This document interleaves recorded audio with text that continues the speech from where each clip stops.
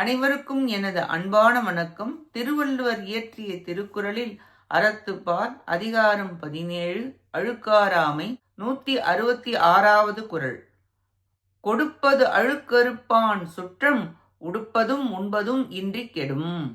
ஒருவர் மற்றொருவருக்கு கொடுப்பதை குறித்து பொறாமைப்படுபவரது உறவினர் கூட உடுக்க உடையும் உண்ண உணவும் இல்லாமல் அழிவர். பொறாமைப்படுவது என்பது மிக கீழானது.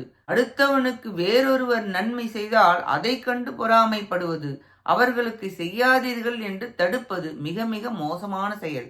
இன்னொருவன் அவனுக்கு உணவு உடை செல்வம் என நிறைய இருக்கிறது, அதனால் அதை தருகிறான், அதை பகிர்கிறான். நீ அதை பார்த்து பொறாமைப்பட்டு தடுத்தால் அது மிக கீழ்குணம்.